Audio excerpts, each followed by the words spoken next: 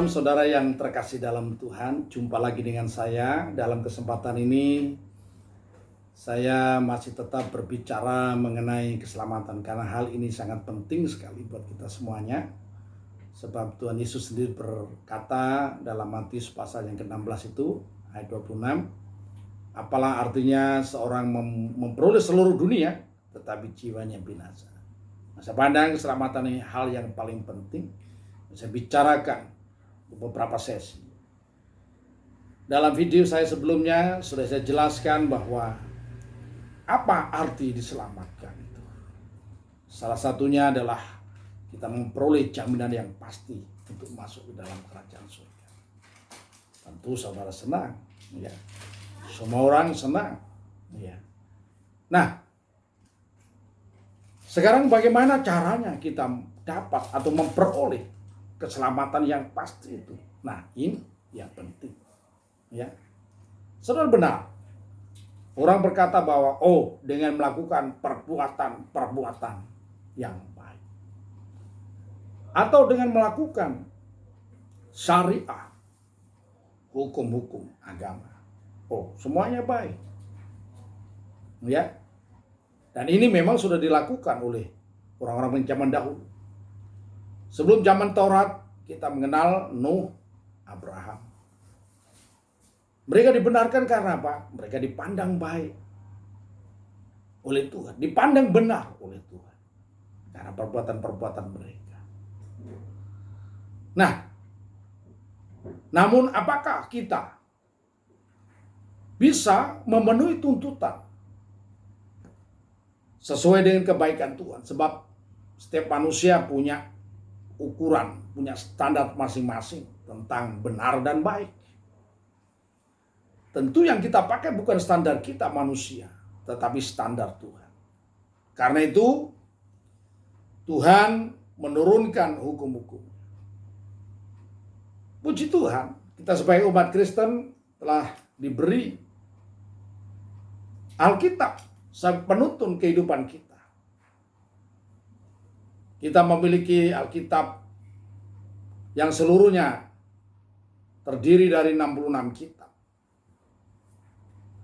Dibagi menjadi dua bagian besar, yaitu Perjanjian Lama dan Perjanjian Baru. 66 kitab terdiri dari 1189 pasal dan 31.173 ayat. Tadi sudah katakan dibagi menjadi dua bagian besar, yaitu Perjanjian Lama dan Perjanjian Baru. Perjanjian Lama terdiri dari 39 kitab, Perjanjian Baru 27 kitab. Inti kitab Perjanjian Lama adalah janji Allah tentang juru selamat yang akan hadir. Kasih Tuhan, dalam kitab Perjanjian Lama yang terdiri dari beberapa kitab di dalamnya, ada kitab Taurat, kitab sejarah Israel, kemudian ada kitab Mazmur, Sanja, puji-pujian, kemudian kitab nabi-nabi besar, kitab nabi-nabi kecil. Di situ Tuhan menuliskan ada 10 hukum yang menjadi patokan bagi setiap manusia kalau mau kembali kepada Tuhan. Mereka harus sempurna melakukan 10 hukum itu dengan tepat, tanpa salah. 10 hukum itu sudah saya jelaskan dalam pertemuan yang sebelumnya. Namun hari ini saya sebutkan kembali. Dalam Keluaran pasal 20 ayat 1 sampai 17. Kita mengenal dengan the Ten Commandments. Yang pertama, jangan ada padamu Allah lain di hadapanku. Yang kedua, jangan membuat patung yang menyerupai apapun dan sujud menyembahnya atau untuk disembah. Yang ketiga, jangan menyebut nama Tuhan Allahmu dengan sembarangan. Yang keempat, ingat dan kuduskanlah hari Sabat. Yang kelima, hormatilah ayahmu dan ibumu supaya lanjut umurmu di bumi dan engkau berbahagia. Yang keenam, jangan membunuh. 7, jangan berzina. 8, jangan mencuri. 9, jangan mengucapkan saksi dusta tentang sesamamu.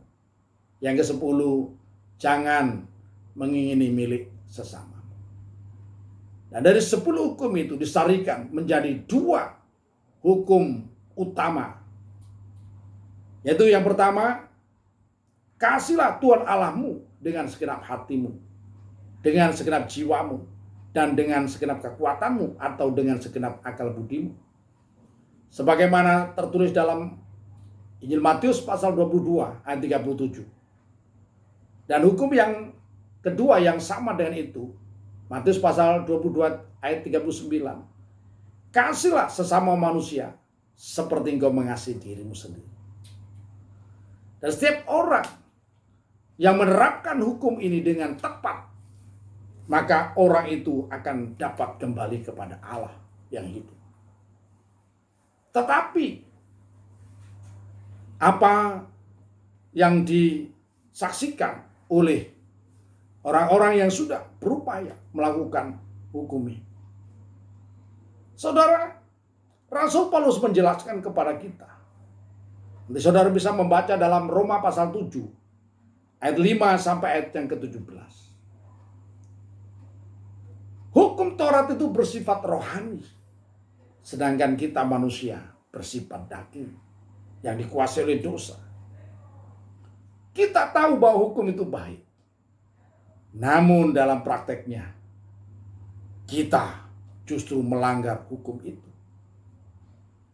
Maka dosa justru mendapatkan kesempatan untuk menguasai kita. Maka Rasul Paulus pada ayat yang ke-24 dalam kitab Roma pasal 7 itu, dia berkata, aku manusia celaka. Siapakah yang dapat melepaskan aku dari tubuh yang berdosa ini? Seruan atau keluhan daripada Rasul Paulus mewakili keluhan kita semuanya. Kita tidak mampu juga untuk melakukan hukum Taurat. Selanjutnya bagaimana? Kalau begitu tidak ada harapan. Oh, tunggu dulu. Allah Sang Pencipta yang adalah kasih telah mengetahui keadaan kita. Bagaimana kita? Maka dia merancang untuk menurunkan Sang Juru Selamat. Maka dalam kitab Perjanjian Baru, itu adalah kabar baik. Disebut Injil, kabar baik. Di situ Allah menggenapi janjinya tentang hadirnya Sang Juru Selamat, yaitu Yesus Kristus. Sebagaimana diberitakan dalam kitab Taurat, kitab para nabi. Kalau saudara baca kitab Mika pasal 5 ayat 1. Yesus Kristus itu permulaannya sejak dari purbakala. Kemudian dalam kitab Yesaya pasal yang ke-9 ayat yang ke-5. Di situ disebutkan gelar-gelar daripada Kristus itu. Ya, nanti saudara baca sendiri. So kasih Tuhan. Nah, mengapa Yesus? Ya, sudah saya jelaskan. Yesus bukan manusia biasa. Dalam Yohanes disebutkan Yohanes 1 ayat 1 sampai yang ketiga. Dia adalah firman Allah yang menciptakan segala sesuatu. Dan tanpa dia tidak ada satupun yang jadi. Dan firman itu pada ayat yang ke-14 telah menjadi daging. Mengapa firman itu menjadi daging? Adalah demi untuk menggenapi tuntutan seluruh hukum Taurat yang diarahkan kepada kita, yang dituntutkan kepada kita. Itu ditanggung di dalam tubuh manusia Yesus Kristus. Nah, saya akan bacakan dalam Roma pasal 8 ayat 3 sampai ayat yang keempat demikian.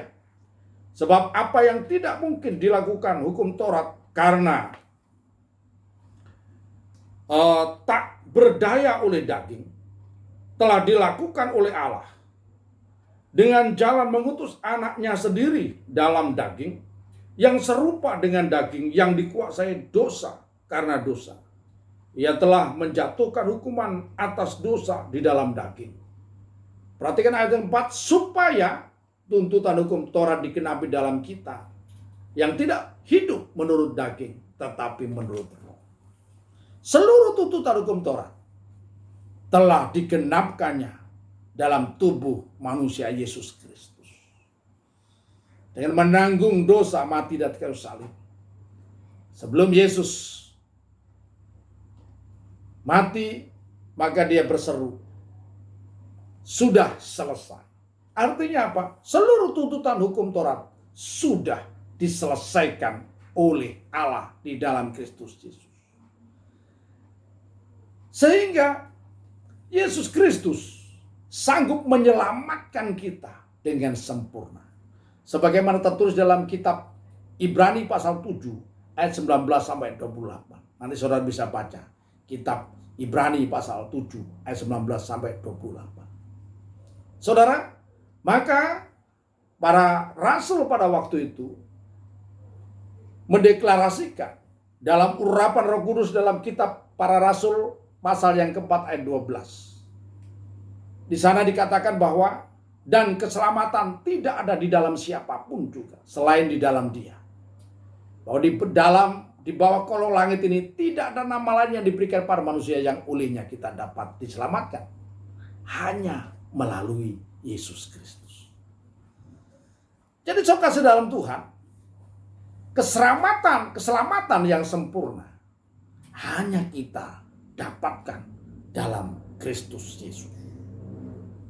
Saudara, bagaimana caranya?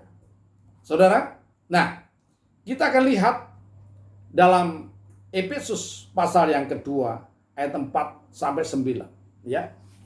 Kitab atau surat Efesus pasal yang kedua ayat 4 sampai 9, kita akan melihat bahwa keselamatan di dalam Kristus Yesus, ya, kita terima bukan karena usaha kita, tetapi karena semata-mata anugerah Allah. Efesus pasal yang kedua ayat yang keempat sampai 9 demikian. Tetapi Allah yang kaya dengan rahmat, oleh karena kasih-Nya yang besar, yang dilimpahkannya kepada kita, telah menghidupkan kita bersama-sama dengan Kristus. Sekalipun kita telah mati oleh kesalahan-kesalahan kita, oleh kasih karunia kamu diselamatkan. Dan di dalam Kristus Yesus, Ia telah membangkitkan kita juga dan memberikan tempat bersama-sama dengan Dia di surga, supaya pada masa yang akan datang Ia menunjukkan kepada kita kekayaan kasih karunia yang melimpah-limpah sesuai dengan kebaikannya terhadap kita dalam Kristus Yesus. Perhatikan ayat 8, sebab karena kasih karunia kamu diselamatkan oleh iman. Itu bukan hasil usahamu, tetapi pemberian Allah. Itu bukan hasil pekerjaanmu. Jangan ada orang yang memegahkan diri. Jadi sekarang di dalam Kristus Yesus, keselamatan kita terima bukan karena usaha kita, bukan, tapi karena kasih karunia. Bagaimana kasih karunia itu bekerja dalam hidup kita, saudara? Nah, perhatikan, kasih karunia keselamatan itu akan kita atau karunia keselamatan itu akan kita terima ketika kita percaya kepada Kristus. Dalam Matius pasal 16 ayat 14 sampai Markus, ya, Injil Markus pasal yang ke-16 ayat 14 sampai ayat yang ke-16 demikian bunyinya, ya. Markus pasal 16 ayat 14 sampai 16 demikian. Akhirnya ia menampakkan diri kepada ke-11 orang itu ketika mereka sedang makan, dan ia mencela ketidakpercayaan dan kedegilan hati mereka, oleh karena mereka tidak percaya kepada orang-orang yang telah melihat Dia sesudah kebangkitannya. Lalu ia berkata kepada mereka, pergilah ke seluruh dunia, beritakanlah Injil kepada segala makhluk. Ayat 16, perhatikan, siapa yang percaya dan dibaptis akan diselamatkan, tetapi siapa yang tidak percaya akan dihukum. Keselamatan yang sempurna akan kita terima kalau kita percaya kepada Injil Yesus Kristus. Nah inilah, maka Rasul Paulus juga menuliskan dalam kitab Roma pasal yang ke-10 ayat yang ke-9 dan 10. Saya akan bacakan, saudara, demikian. Sebab jika kamu mengaku dengan mulutmu bahwa Yesus adalah Tuhan, dan percaya dalam hati bahwa Allah telah membangkitkan Dia dari antara orang mati, maka kamu akan diselamatkan. Karena dengan hati orang percaya dan dibenarkan, dan dengan mulut orang mengaku dan diselamatkan. Jadi saudara, keselamatan akan kita terima ketika orang percaya dalam hati, mengaku dengan mulut bahwa Yesus adalah Tuhan, dan dia memberikan dirinya dibaptis, maka dia memperoleh keselamatan yang sempurna itu. Jadi hari ini saudara kasih Tuhan, terserah saudara memilih mana. Saudara akan berupaya dengan kemampuan, dengan usaha sendiri, saudara akan memperoleh keselamatan, akan mencapai surga. Ya, itu terserah saudara. Ya, tapi saya tawarkan, Alkitab menjelaskan kepada kita bahwa Allah di dalam Kristus Yesus telah mengerjakan keselamatan yang sempurna untuk kita semuanya. Dan Yesus adalah jalan yang membawa kita kepada Bapa. Seperti yang tertulis dalam Yohanes pasal 14 ayat yang ke-6. Yesus berkata, "Akulah jalan, kebenaran, dan hidup. Tidak seorang pun sampai kepada Bapa kalau tidak melalui aku." Nah, bagi saudara yang mau menerima keselamatan yang sempurna, saudara hanya tinggal melangkah dan percaya dalam hati dan mengaku dengan mulut bahwa Yesus adalah Tuhan dan memberi diri dibaptis, maka engkau diselamatkan. Hari ini jangan berpikir, jangan menunda-nunda, ya. Selama masih ada yang disebut sebagai hari ini, mari saudara bertindak. Jangan terlambat. Sebab ketika orang diselamatkan, maka dia akan masuk dalam kebahagiaan dan kemuliaan yang kekal. Tapi ketika orang tidak jelas keselamatannya, tidak mendapat jaminan keselamatan, maka dia akan berakhir hidupnya dalam penderitaan yang kekal. Biarlah renungan yang saya sampaikan malam hari ini boleh menjadi perenungan saudara.